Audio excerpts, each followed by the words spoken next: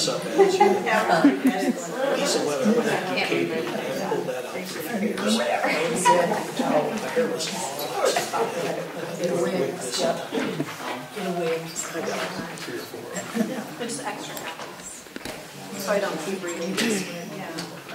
Start all over. It was perfect before.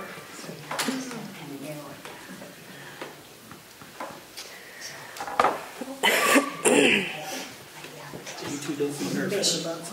Thanks. I'm nervous enough for everyone. Oh, please.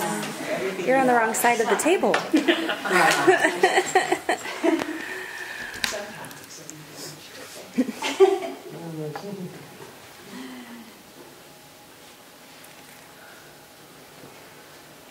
getting quiet.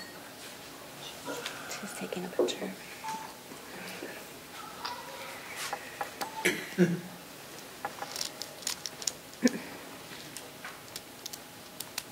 You want to take a picture?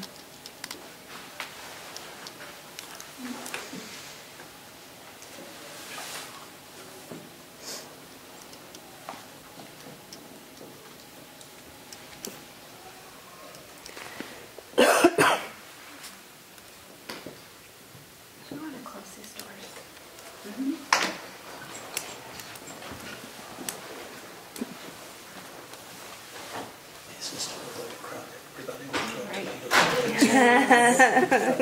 It is 6 o'clock, so we're going to go ahead and get started.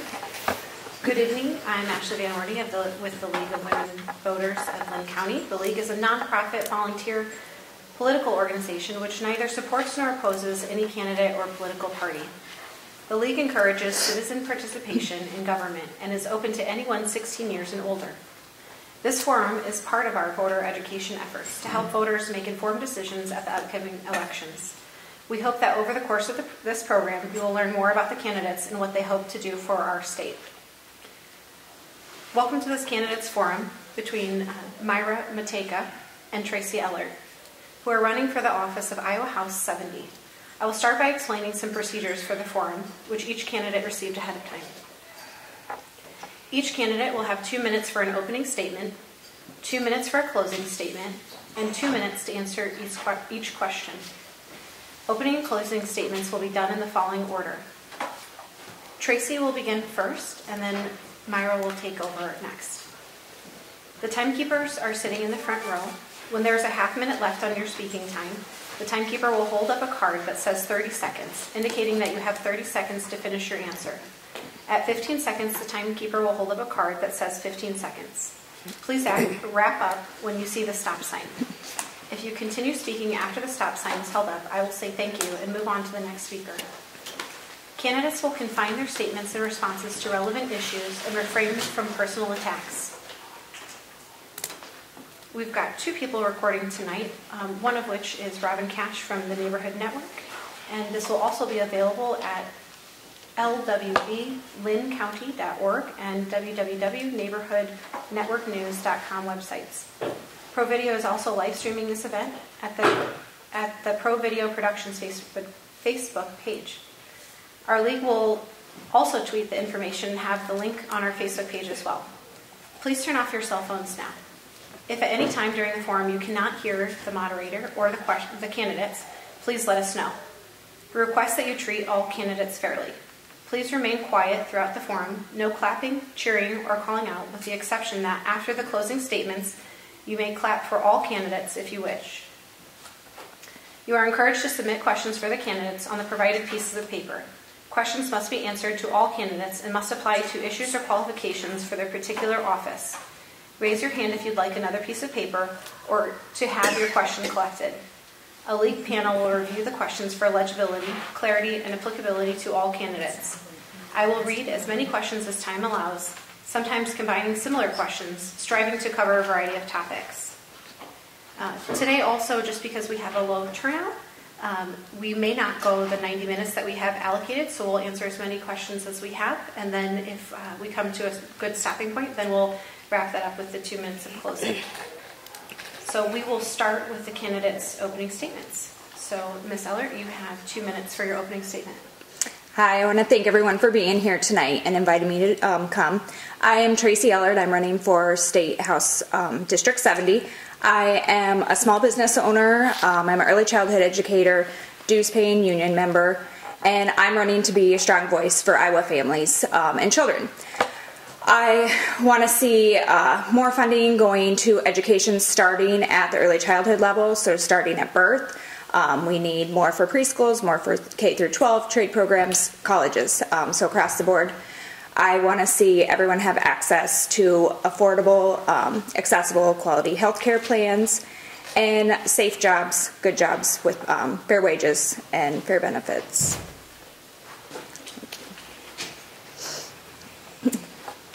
I am Myra Mateka.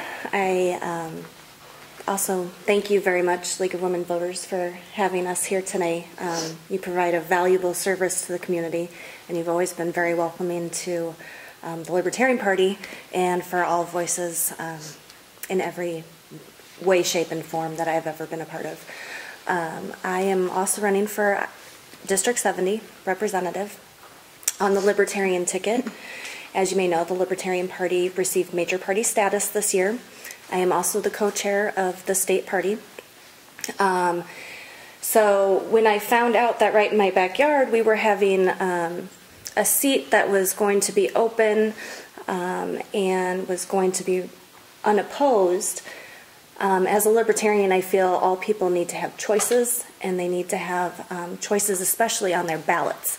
And I find that to be very important. When the Republicans were not putting up a seat at all, I took it upon myself to run. Being that we're a major party this year, it worked out very well for us. All right. So, Ms. Mateka, we will have you start off first, then we're just going to be bouncing back and forth. This question is about mental health. What do you think is needed to fix the mental health system in Iowa? What will you, as a state rep, personally propose to improve mental health services? This is a very important topic, because if we want strong communities, we also have to have strong mental health facilities. I mean, it's just something that we have. If we want to reduce our crime, if we want to reduce drugs, if we want to reduce, just every problem that we have in the community can basically be pinpointed to mental health issues. So I really feel that we need more facilities.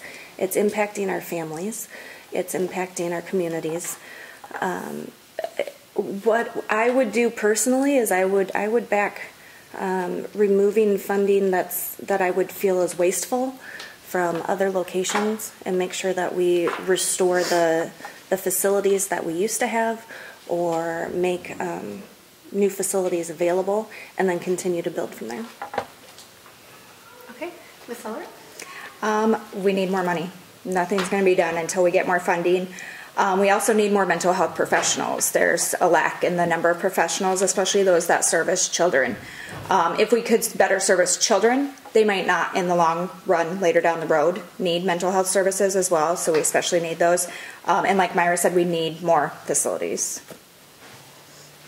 Okay, Chrissy, we're going to stay with you, and then we'll go next to Myra. How do you feel about restoring the right to vote for felons? It's honestly not a topic that I've given a lot of thought about, as it's not one that I've been asked yet in the 18 months that I've been at the doors. But I figured it was going to come up at some point in time. I think I'm okay restoring that for them. If they have, served their sentence, they're not reporting to anybody anymore, they're paying taxes, they're, making other choices, they should have the right to vote. I absolutely think that if you have served your time and you're a contributing member of society, that you absolutely should have your voting rights restored in almost all cases. Thank you. Myra, we'll stay with you. This question is about corporate tax credits. What is your position on giving tax breaks to businesses to further the Iowa economy? My position on tax breaks is that, in general, is that they don't work. They don't work to keep corporations around for a long time, because all they do is they wait till that tax incentive is done and then they move on to another state that's offering them another tax credit. It creates a limbo where we're moving people in and out. If we're going to tax corporations, I believe that we should just tax them and move on with our lives. And Tracy? Okay. As a small business owner, I really like supporting our local businesses, our small businesses. I'd rather keep more money on Main Street than Wall Street. So I think the tax cuts need to be a little bit more fair, and we need to look at what we can keep here and invest in them. All right, thank you. Tracy, we'll stay with you and continue on the topic of taxes. This question says, large apartment complexes are businesses but pay residential property tax rates. Would you charge that to business rates, or would you change that rather to business rates? Honestly, this isn't one that I could answer. I would have to do more research on that. Okay. I don't necessarily have an opinion one way or the other. My opinion on property tax in general is that it should be the same across the board for residential and corporations. Property is property. All right, thank you. So we're going to change topics a little bit here and talk about animal confinement. Myra, we're going to stay with you. Myra, this question says, do we need more regulation of animal confinement farms?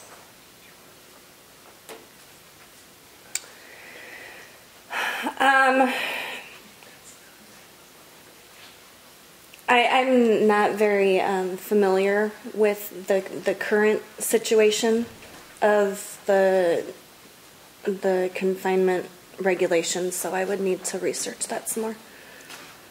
Okay. Do we get a definition on what constitutes an animal confinement farm? It just says, what do we need? Do we need more regulation of animal confinement farms? Okay. And without more information, I don't think I could answer that. In general, we need more regulations around caring for animals. I've met with a few different groups, and animals don't have a lot of rights. But that specific one, I couldn't answer fully. Okay, thank you. This next question is about human trafficking.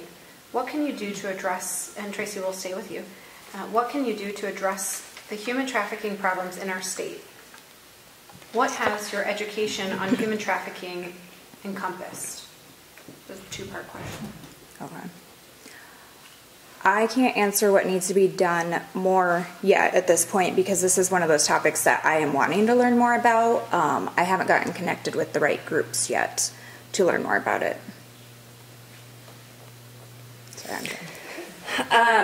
Well, honestly, the libertarian viewpoint on human trafficking is generally that we need to lift the regulations on sex work, that we need to legalize prostitution. The less of a stigma there is based around that profession in general frees it up for the population, and there's less of a need to traffic humans. All right, thank you. So we'll move right along and stay with you, Myra. This question is about IPERS. What is your position on IPERS? What is your position on collective bargaining for state employees? So I guess it's a two-part question. Two parts. Okay, so IPERS, I am not 100% familiar with all of the ins and outs. My position on collective bargaining is simply, and unions in general, is that I 100% support unions and I support union workers as long as it's a voluntary union, as long as you're not forcing people to participate. I have no problem with people gathering and forming a union at all. Okay. IPERS, we need to keep it how it is. Don't touch it. I work for the Cedar Rapids Community School District, so I get IPERS. I don't want to see it messed with. I don't want to see it affecting all the other hard workers that have been earning IPERS. Collective bargaining, we need it back, and preferably how it was working the way it was. Okay, and Tracy, will stay with you. This question is regarding the topic of marijuana.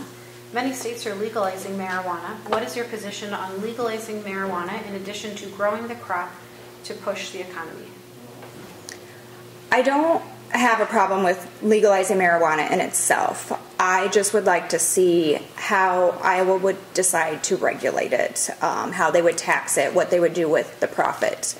That's where I would maybe have an issue with it. But as far as making it legal, I don't have an issue with that. I think it's not only necessary for us to legalize marijuana, I think it needs to be done quickly.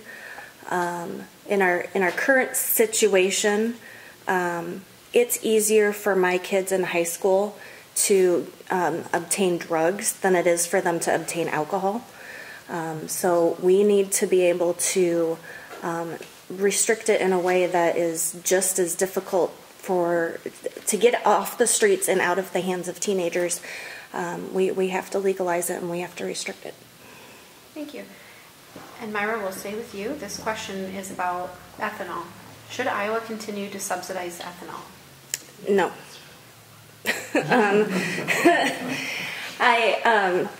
I believe that it's one of those things that we have tried, I think, and it's not working for us, and we just keep trying it harder, and it's just not working harder. So I think at some point we need to have a serious discussion on how far we take the subsidized ethanol plan. Thank you. Tracy? And I don't have an answer for this one, not my area expertise, but I do have resources that I can go to find out more for this topic. Okay. And Tracy, will stay with you. This question continues to be about the environment. What is your position on increasing sales tax to fund the Natural Resources Trust Fund? What would you do to protect the habitats in Iowa? Please address the overuse of herbicides and pesticides. All right. I feel like there was a couple parts in there. So I can read it again. Herbicides, pesticides. It says, what is your position on increasing the sales tax to fund the Natural Resources Trust Fund? What would you do to protect habitat in Iowa? And then it says, please address the overuse of herbicides and pesticides. Okay.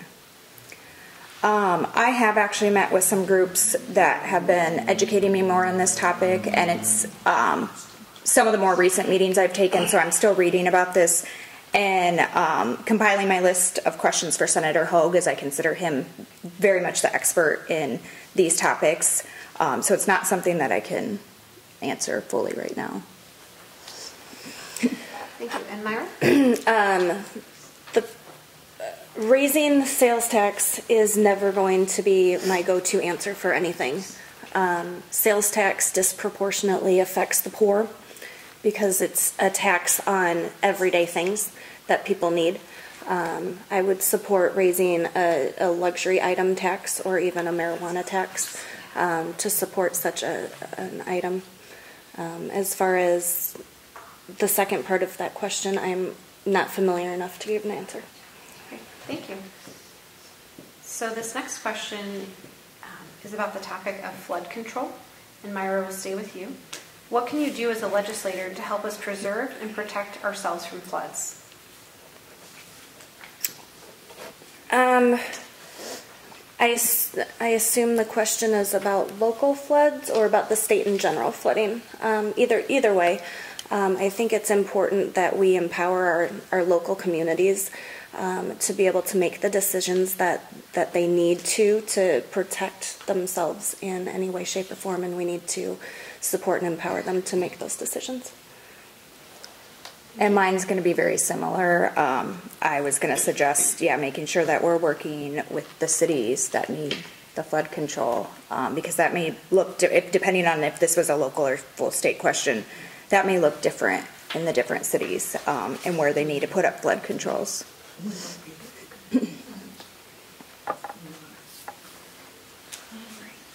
Thank you.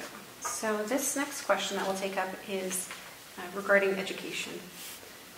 And Tracy, will stay with you. What is your position on ESAs/vouchers/school choice, and why?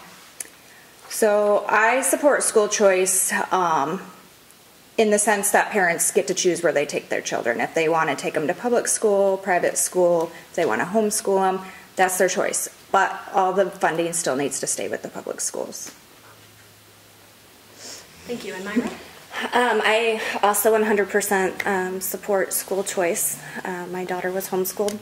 I believe that we need to support all of the teachers, whether it be homeschool teachers or private school teachers, and we need to support all of the children. My tax dollars are also everybody else's tax dollars at that point, and when your child has a price tag over their head to sit in the seat, it's never going to be a fair situation. So I do believe that in a lot of cases, tax dollars need to follow the student. Thank you. So staying on this topic of education, we'll stay with you, Myra. What measures do you support to ensure that local school boards stay accountable to us, the taxpayer? I don't think that there's any measures that the legislative body should have to do to ensure that your school board is being held accountable. That's something that your community needs to do, and that means empowering all of our citizens to really take part in their communities, and that's part of the thing that League of Women Voters does very, very well. And I don't think that it's a legislative body question. Thank you. And Tracy? With this being an education one, I should have the answer, but I really don't know what kind of oversight is done at the legislative level to know if they're monitoring the budgets or not for each school board. So without knowing that, I can't fully answer, but I do think there needs to be at least some sort of oversight if there is not, to make sure the funds are being spent in the correct way. Thank you. And Tracy, will stay with you. Again, regarding the topic of education, what are your thoughts on funding early childhood education after the $1 million a year cut this past session? Oh, this is my hot button, because as an early childhood educator, there's never enough funds. Public schools, they have a fund, colleges have a fund, and if they get cut, they can increase the tuition, but there's no designated fund just for early childhood. They share, a lot of theirs is shared with the other HHS accounts. So we've got to have designated funding for early childhood. Early childhood affects so many different areas. We need funding to support parenting. We need funding for subsidies for childcare. We need to make sure there's only, I wish you guys could have seen the film last night, No Small Matter. There was a screening of it at the public library, and it talked about how early childhood affects everything from the economy to the military, public defense. We've got to increase the spending on early childhood.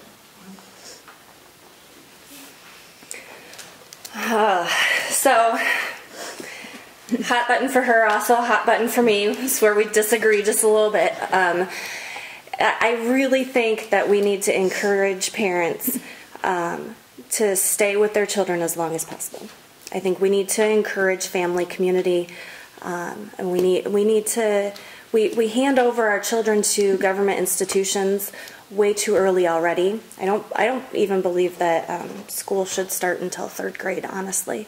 I think that parents, for those formative years, provide the foundation and the base for that educational growth that I think is really monumental. And I think we need to be doing more in our society to encourage that to happen. Thank you. Myra, will stay with you. This question is regarding childcare. The question reads, 1/4 of Iowans live in areas that don't have licensed childcare options. What is your plan to address this need? Well, I would have to understand why they don't have licensed childcare. I mean, I think if you want to get to the root source, that would be the first question that we would need to address and ask ourselves. As far as how we get more, That would be the second question, but I would need to answer the first one. So I can help answer part of that. Iowa has so many childcare deserts because the profession is paid so little. There's lack of training, accessibility, so rural areas may have to drive an hour or 2 hours to get their required training to stay licensed by DHS. There's just not enough people wanting to go into the profession. There's great organizations like CCR&R, Child Care Resource and Referral, that are working on this issue right now. Iowa Women's Foundation is working on it. Iowa AYC, the Association for the Education of Young Children. So it's being addressed, but all these efforts together just isn't doing enough, quick enough right now. So we need to help increase the wage for the workforce. Childcare needs to be professionalized, so it needs to be early childhood educators, not just childcare providers, babysitters, early ed. That's actually something that's being worked on by NACI, the National Association for the Education of Young Children. They've got the Power to Profession initiative, so that's been in the works for the past couple of years. If people see it more as a profession, they may be willing to go into it. There's also the community colleges and other colleges are dropping the early childhood program, so people can't even go and get educated in that. And that's more ethical clause because the profession is paid so little. It violates the ethics clause of the college. They can't offer a program that the students won't be able to pay their financial, pay their loans back. So there is a few different things around that. It's being worked on, but it's just not being solved quick enough. Thank you. And Tracy, we'll stay with you. This question is regarding higher education. There have been a number of budget cuts for higher ed education. As a result, student tuition has risen. How can we make post-secondary education more affordable and reduce student debt? Again, this is funding. We've got to give them more funding. I just finished my bachelor's degree last October, so I, over the past few years, have seen those increases myself. Every year that I went to school for my bachelor's and my master's, my tuition increased every time. I have loans that I will probably retire with. They're never going to be paid off. But they continue to get cut. So to make up that difference, they've got to increase the tuition. So without sitting down and looking more, if they don't get the funding, I'm not sure how we're going to fix that problem.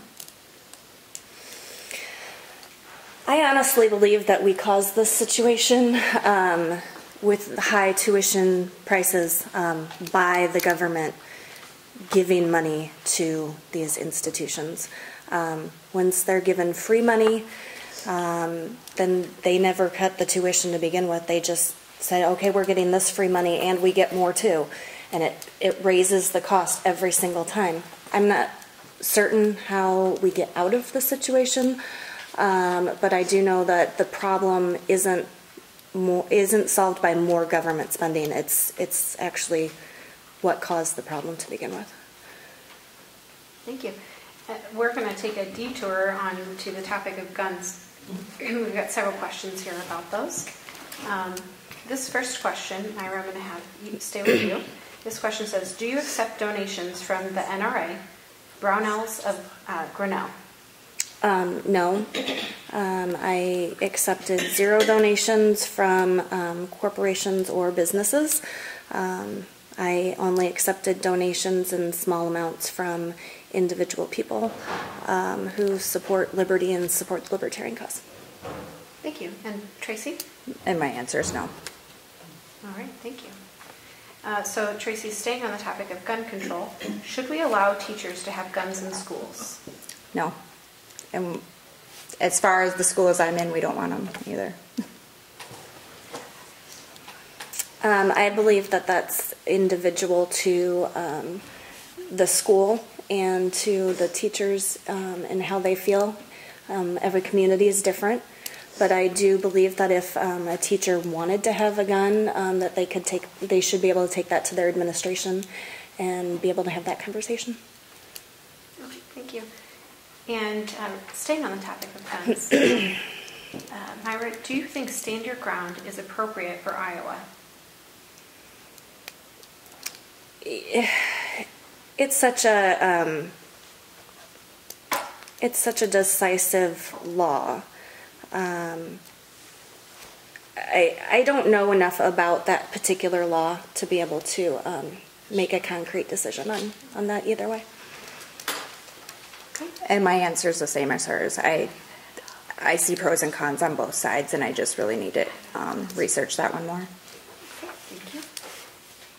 Tracy, will stay with you. This topic is about communication. What will you do if elected to continue timely communication with your constituents?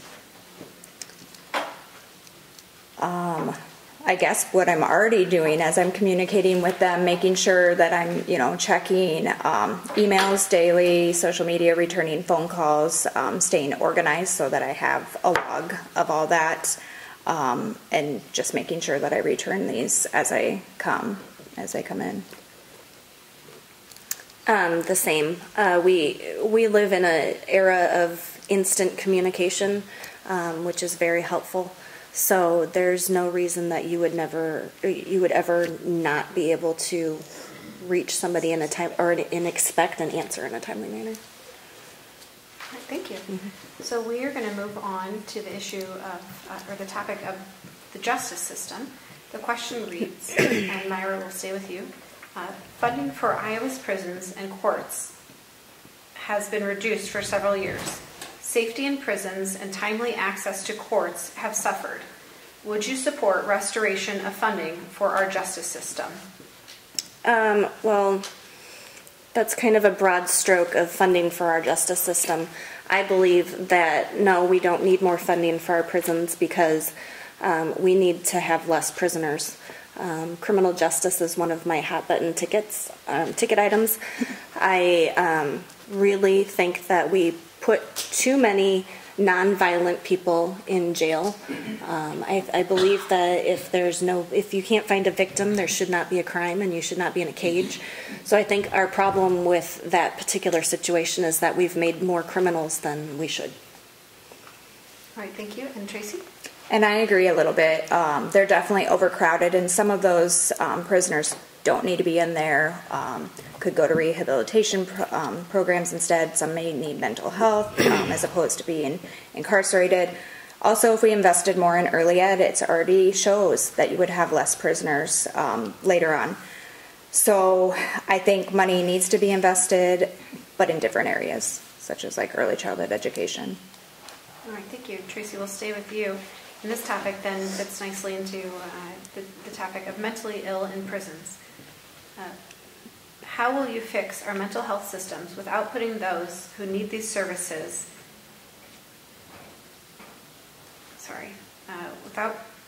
how will you fix our mental health systems without putting those who need these services in criminal prisons when they belong in hospitals? And again, that's more facilities, more funding, more professionals. Right now, a lot of them are getting put in jails because they don't know what to do with them. There's not anywhere for them to get treatment. The funding keeps getting cut. So we need more funding for mental health care, more professionals to help take care of them, more facilities for them to go to. I think we need better identification. I think our big problem there is that we need more professionals who are able to diagnose a problem and be able to say, stand up and advocate for someone one way or another. Thank you. And Myra, will stay with you. This question is about affordable housing. There are many people in Iowa who are working but underpaid and or underemployed or have enormous student or other debt. How can we make more affordable housing or affordable loan programs available to these people? Well, that's a very interesting question, and obviously not an easy solution to a hard problem. There's a lot of ins and outs to that, including wages and the marketplace and the area and whatnot. So without going into an entire long speech, I think at the end of the day, we need to reduce people's taxes. We need to take their tax burdens off of them as much as we possibly can, and we need to do that by ensuring we're utilizing their tax dollars in the most effective way possible. Thank you. And Tracy? We need to make sure that we have the places that they're desirable. Sometimes there is housing available and people feel like it's not safe or not in a neighborhood they want to be in. So we need to make sure that they're kept up. We need to make sure that people know about them. I get asked about where some of these locations are often, and people just don't know. It's not always easy for them to find unless they're already receiving services, like through DHS or something, for something else. And invest in them, because these people hopefully aren't going to be on them, forever, and we can keep using those same properties for the next generation that needs them. I was on Section 8 housing not even 20 years ago, and it was, for me, a step up. It allowed me to finish my degree. Now I have a master's. I'm running for office. So we need to do it in a way that these people aren't continually living on that, and they're getting out and bettering their lives. Thank you. And Tracy, will stay with you. This question is about minimum wage. Do you favor a higher minimum wage? I do. I support a minimum wage of at least $10.10 or higher. I do not. I believe statewide. I don't believe that there should be a statewide minimum wage. I believe that local communities can designate and make that determination without the state legislating it. Okay, thank you. This next question is on LGBTQIA issues. The question reads, recently federal objectives seem to want to nullify the acknowledgement of trans citizens. What do you think Iowa should do in regards to this?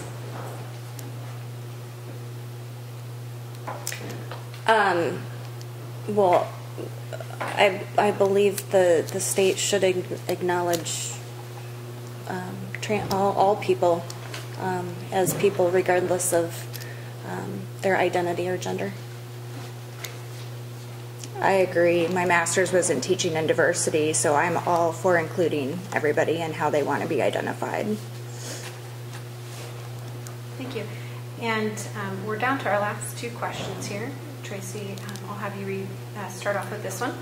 The topic is top issue. What is the brief analysis of your top issue?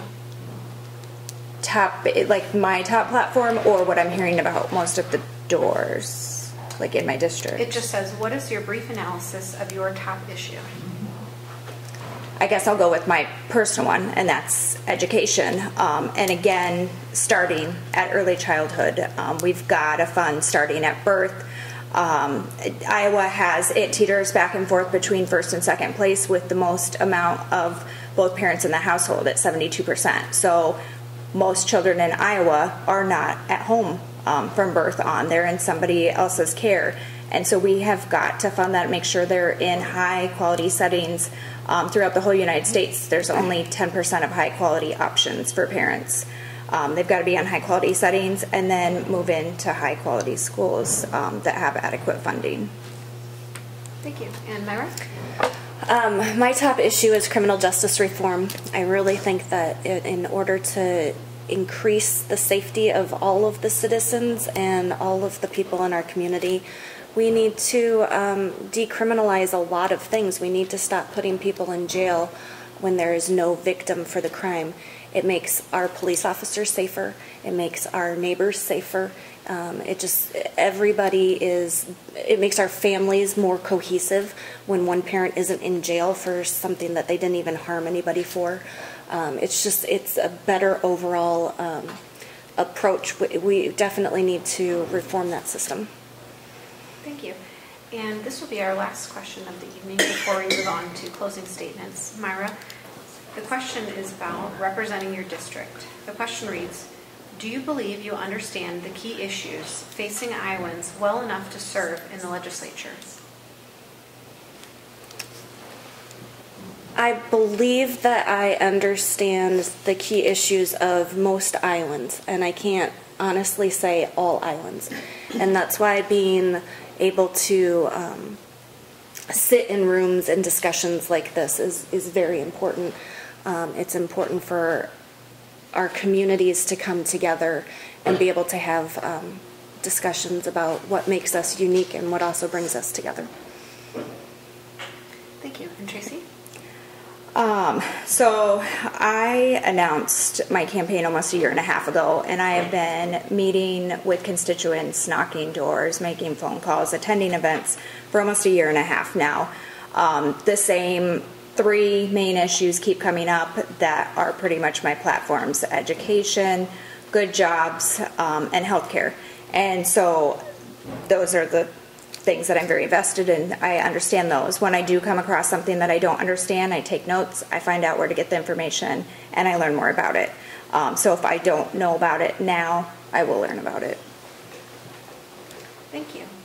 We'll now move on to closing statements. You will have 2 minutes for your closing statement. So because Tracy went first, we're going to start first with Myra, and then Tracy, you'll go second. All right. Well, again, thank you for having me here today. It's been a very exciting year for the Libertarian Party. I'm just going to touch base on what that means real quick because it's new to a lot of people. And I do have literature out there, and if anybody has any questions they want to ask me, feel free. The Libertarian Party basically believes strongly on social issues. We side with the Democrats a lot on fiscal responsibility and minimal government issues. We tend to side with the Republicans on that side. So it's kind of a cohesion of both parties mixed together in a unique way. We do believe in the non-aggression principle, which means that as long as you're doing no harm to anyone else, you should be free to live your life and be left alone to be as you see fit. This has been an excellent experience for me. It's been a great experience for the Libertarian Party, so I encourage you all to go out and do your research on all the Libertarian candidates that you have on your ballot. Thank you. And Tracy? Okay. And again, yes, thank you for having me here. My closing comments aren't going to be too much different than my opening statement. We've got to invest in education, starting at early childhood. We've got to change this health care. We need to support mental health better. We've got to get rid of the Medicaid privatization. And we've got to support Iowa workers, give them good jobs, safe jobs, better wages, fair benefits. And I just really want everyone to get out and vote, regardless of who you're voting for. You've got to use your voting power. I'd like to close this forum by thanking all of the candidates for their participation in our democratic process. I would also like to thank the Cedar Rapids Public Library, Ladd Library specifically, for providing this facility. To the voters, if you haven't already, please remember to vote. Thank you and good evening.